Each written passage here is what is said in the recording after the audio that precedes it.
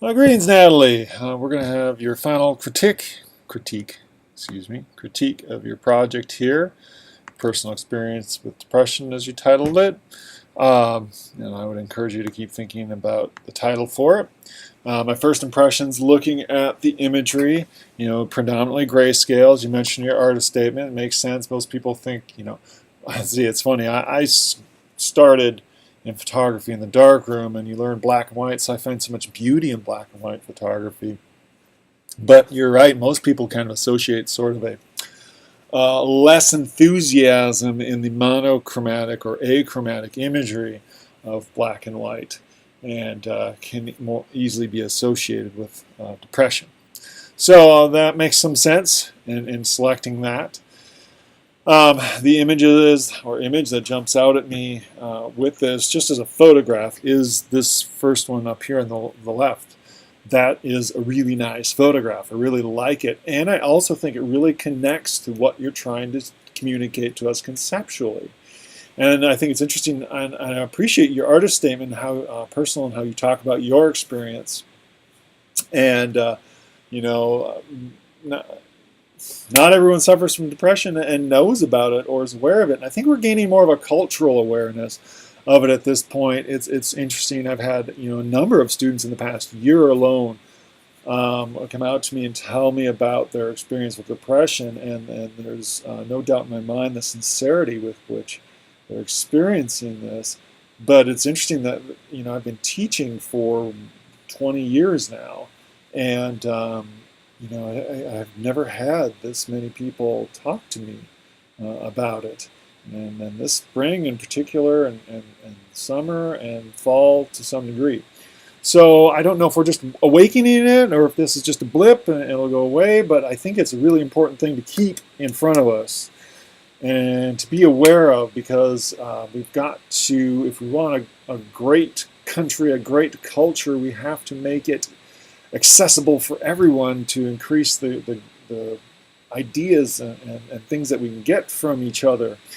We need to keep everyone as healthy as possible to have the healthiest culture as possible, and no doubt for the individuals as well.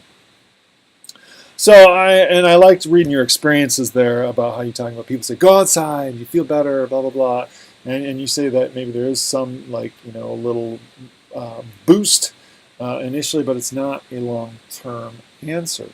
And this photograph, I think, communicates all those things you talked about.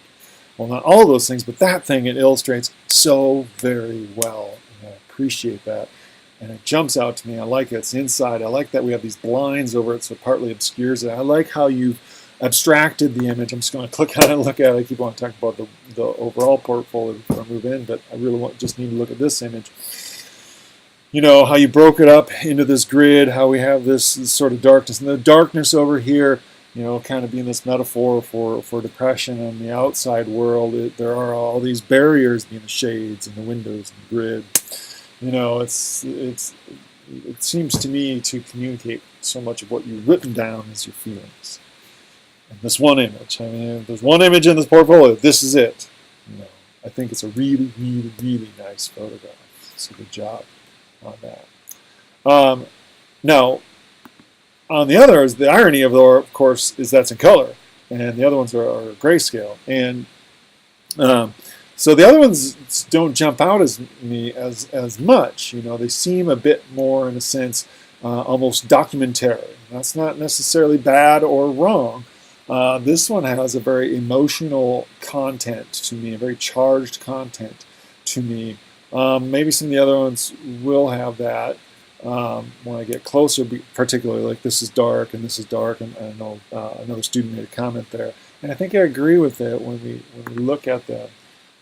This might be too dark. Now this probably is intentful and communicates that sense of depression, but at the same time it's easy for me as a viewer who's not experiencing what you're experiencing to go, nah, it's dark. Yeah, it's not interesting. Yeah, and it's not that it's not interesting. There are actually interesting folds and things of that nature in there. I think you can have it dark, but I think you need to pull a little bit more value out of it. More Um, Subtlety in the values is the problem as opposed to lightness or darkness. Now that can be a real challenge when you're dealing with a compressed value range, because every little movement or change that you make, and I'm not sure what your editing software is, if you're using Photoshop or Lightroom, or if you're using something a little more simpler, maybe GIMP, whatever it is. GIMP, you can pull things out, but if you're using like something just with sliders, you can't do it there. But if you're able to take this in Lightroom or Photoshop or GIMP, you could maybe pull out some more subtlety, because I could see some interesting things within the contour. And there's even a distinction, like this texture is different than this, but I really have to work to see that. And the only reason I notice it because I'm looking at it and I'm talking about it. If I weren't talking about it, I wouldn't see it. I've moved on already. I think you can pull out some more distinction between these things and still have something soft, low contrast. I think low contrast is almost more important than dark, though maybe the darkness is important too. No, think about that. All right, so low contrast and dark. I would like to get a little more involved in the textures here, and just a little bit more contrast in this image, and a separation between that and the rest of that blanket. I think would be a good thing. So, yeah, I mean, there's something here. I like the composition. I like the lines. I like the folding. I like the textures. It's too dark. That darkness, I think, communicates to you something, but I think you've got to make it also visually palatable, and you want to invite the viewer in to see that. And if they just see, it's dark, I don't know, what's the point? You know, you're not connecting with them. And that's the thing. There's one thing in just making something as you're experiencing, but if you're communicating this level, you want to draw that viewer in, you want to bring them in, and you want to invite them in this conversation. And I think we can do that with just some tweaking. Same thing here. You know, oh yeah, here are your canvases you talked about. Looks like the flash went off with this image. Flash on, fired. You know, I don't know that I need it this dark. And again, flat is my problem. I want a little more pop to it. I don't need high contrast, but I want some difference in the textures in there. And all right, this image isn't as engaging as it sheets, but I understand why it's here, and I can accept it. I think it's probably not a bad composition. It might just pop more and communicate if pulled out some of those values. All right, so this, I like this as an illustration. It's a much more dynamic. It is a dynamic way to communicate what you spoke about in your written statement about the reminders that you need. I find it a little bit interesting. I need lots of reminders too, though I don't suffer from depression. So you know, I can relate to it in that level, though in a different way. So you know, but the phone and all the alarms, and yeah, that's nice. I do wish it were just a little bit sharper. Or you know what I actually wish? I wish it had a very narrow depth of field. If we go back to that first project where we played with aperture, if you were to use a very large aperture, 2.8, 1.8, 2.0, something like that, and then also were able to zoom in and create the same composition but with a longer lens and a wider aperture, you might be able to get a focal length where it's just like these two. And I think that narrow focal length could help communicate, just that,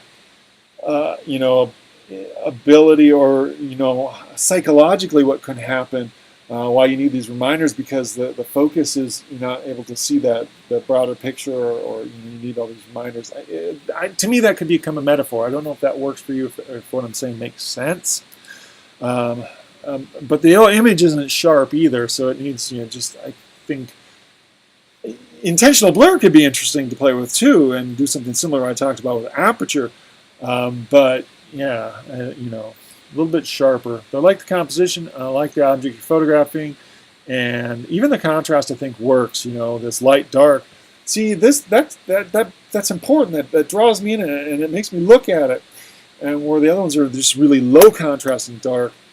I think you can still create that overall mood that you want to portray, the sense of depression that you want to portray, but with a little more contrast. I think that contrast is one of those things that just pops to the viewer. And this image, I am just almost losing, which is unfortunate, because now I turn up my screen, I can kind of see what's going on. I like the composition, and I like the the coffee. I like the quiet of it. Maybe I like it as it is. I just couldn't see it before. See, this one has a little bit of contrast. You know, there's some stark highlights. I wouldn't call it a high contrast image. This is a low contrast image, but you get a few areas that pop and hold the viewer and drag the lines. And I think this is kind of the print quality I'm actually talking about with the blanket and your portraits, where you just pull out a few areas that hold it, that give the viewer a little snap, but overall you got this darkness that you want to communicate. So yeah, my first instinct with this image was like, blah, black, blue, I didn't see it, but I turn out my screen and I can see it. And you know, if we get that like in a print quality, I always think print, sorry. I'm from the old school. I grew up as a photographer in a dark room, so I think in the terms of print quality. If we get this print quality here, this looks really nice on my screen. We get that on a print, that'd be nice. And I want that same like contrast quality in those other two darker images we talked about previous to this. So, all right. So the calendar, good. It's sharper. My computer's slow. I think I'm just trying to do too many things. So this image, you know, gives a sense of schedule. I like the X'd out things. There's a degree of success on one hand, but also the X's can have sort of a negative connotation. So I kind of like the duality. You're playing with that symbolism of it. Yeah. So, but all right. The photograph in the end, like, it doesn't strike me as much. I think there's a place. But sometimes in a body of work, you have some photographs that are bridges, and they're not standalone images. So I think this is a bridge image. It communicates something important, but it's not, you know, it's just not in and of itself a great photograph. But it's an important photograph in the series. So, you know, we need that. You know, this image, I'm not sure as to what you're trying to communicate with it. You know, it looks like DVDs, a collection. So it's quite a vast collection, a library there. You know, has the high contrast.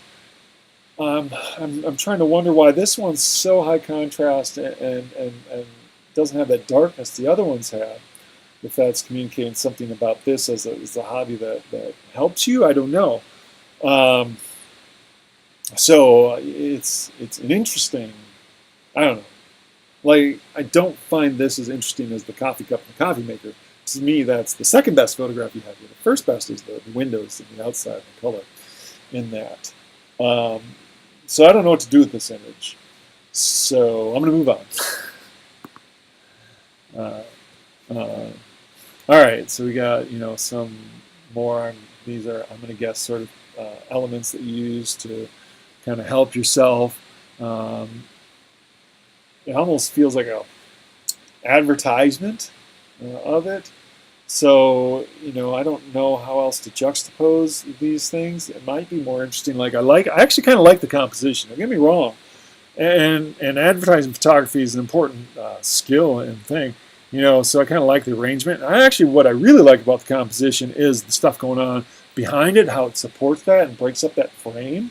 And then I also like the table they're sitting on. It has this nice textural, reflective quality to it that I appreciate. So I really like this photograph as it sits. Beyond the idea of sleep, though, I'm not sure it's communicating what you want. Or maybe this is a sort of happier thing, is something that really does kind of aid you or assist you in some way, shape, or form, that you feel positively about it. And that's kind of what, you know, I get from the image. And maybe that's important that we make those things. Maybe that's what the previous image was about as well. You know, so I like that composition better than the DVD composition. And this can be really difficult here is photographing these objects, and you know, and they also seem, you know, a little bit random. The cream of mushroom soup, ibuprofen, and then, you know, whatever these pills are. You know, they're brought together in one frame, and I have to look at them. You know, I think the medicine is something that makes you feel better. Perhaps also that mushroom soup is something that also makes you feel better. you know, it could be interesting. Where I was thinking about, if I go back to this previous image, I was thinking if you had this foreground composition just like it was, but in the background you had the bed, and then yourself or something, an unmade bed or a person lying in the bed or whatever it was, sleeping, or maybe it could be interesting if they're not sleeping. You know, there could be a irony in that imagery. And I was also thinking that in this same way here, we have this negative space here. What could we put there? What sort of environmental information, or how could we have an interaction with the person in there to help communicate and push some of the ideas further in this image? It's not a bad composition, but I do feel like it could use something more. And environment can be an important indicator of that. This image, I think works. You know, I have this thing, I need my horizon line straight, but it makes perfect sense as to why yours is off kilter. So I also wondered, did you play with the saturation of it? It seems somewhat desaturated, and that's something else that I thought was interesting, is maybe perhaps not playing with this overall black and white, but actually maybe desaturated, maybe 80% desaturated, you know, just 20% saturation in images. If that would be almost more effective than completely desaturated, or maybe you would have some variety in there, because I think that's what I get here.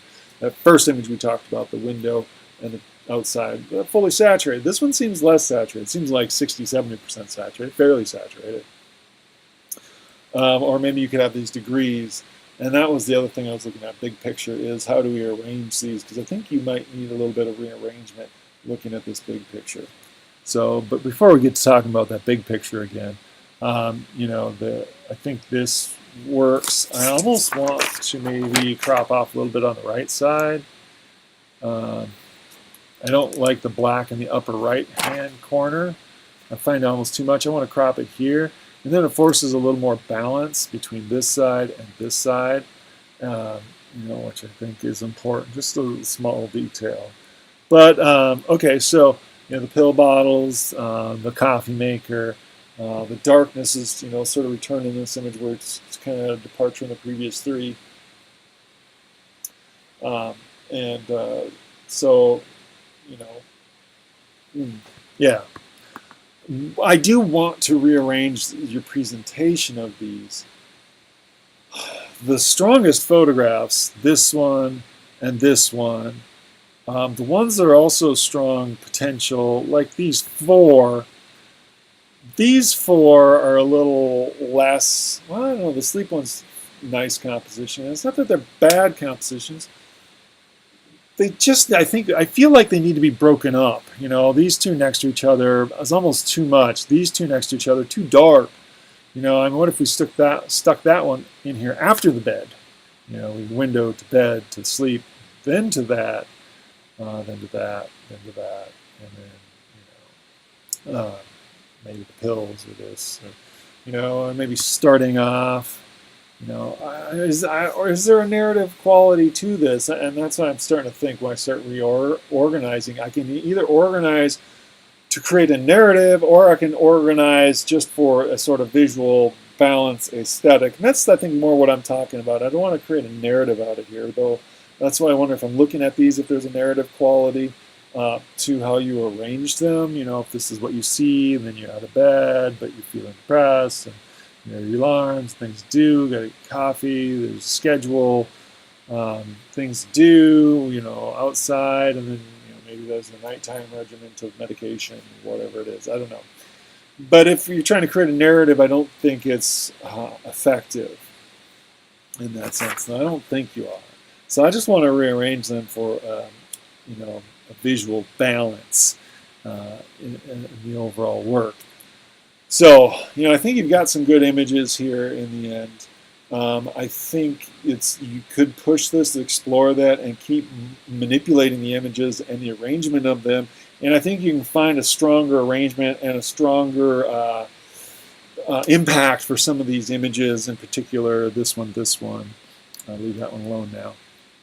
I guess just these two. But you might also explore maybe some desaturation. I don't want to do this. I don't want to touch that one. I like that the outside's saturated and the inside's dark. That, to me, is a great photograph right there. You know, and I'd be curious if you can get a few more of those great punchy photographs that communicate that feeling but still offer me the, because this has that outside world of possibilities and happiness and sunlight, but it also has that interior world of darkness and questions and, depression. I like how they're mixed together in that. This one gets somewhat the same way, but you also have desaturated the outside. I don't know if that was intent, or maybe it could happen in the camera like that too. But it certainly is less saturated than this one, so that's an interesting balance too. The other thing I think you also need to work on, just for this class though, is your artist statement. I actually really like how you wrote it and discussed it and how personal it was, and I think that's effective. But my intent for this artist statement was to get that information, but also for you to engage with the research that we did this week and the research overall in the class. And you said there's no artist in mind who is your inspiration, but this wasn't about inspiration. This is about an academic exercise. So I would advise you to go revise that a little bit, pull in some of the research in there, and try and connect it to your thoughts. I think this is a really important issue, and I think it's something that I can't think of an artist who's dealing with it. I mean, there are probably people out there, and I know I had students in the past. Actually, I had a student last fall who did a really beautiful portrait on depression, her depression, really artistic. There are other people dealing with this and finding, but I can't think of big names. But there was a photograph that did come to my mind. That's not necessarily about depression, but certainly about a darker feeling and mood. And if we look at, I don't know if we looked at Dwayne Michaels in this class, but I often show him in my classes. And he's a photographer, often pushes words with his images. And I like this image, and it reminds me a little bit about your happy outside world, and then the darker interior, which I read as a bedroom. Could maybe not be that. But this photograph in itself has sort of a happiness and a closeness in here. But then what Dwayne Michaels does with the words is there's this dichotomy, because the words talk about how this person is not in his life anymore. They broke up, and this photograph is proof that there was once this happiness, and obviously that intends that there is now not happiness or some degree of unhappiness in there. So it has this push and pull, as for me that this image has right here, a push and pull. So I can equate and relate those things. So it's not about inspiration. It's about that academic exercise of finding connections between your work and what other photographers, and showing and exhibiting awareness of other photographers and criticism in this world. So that's what I'd like you to do. So please go back and work on your artist statement a little bit. Give me some of that. I do need that. That is something that could negatively impact your grade. So get that done. But and also in general, I just like Dwayne Michaels. He deals with the dichotomies of salvation. I think that's such an interesting photograph he created. This is also interesting too. This one doesn't have text, but he plays a lot with shutter speeds and just manipulating the camera to get these different effects. This work was done in the 70s and 80s, so before Photoshop really took hold. So in your paper, somehow go back and research, connect some ideas and criticism, some other artists' work to what you're doing. It doesn't have to be straight up analogous. Find some connections. Okay. Thank you for participating. Thank you for sharing your work. Thank you for taking the class now.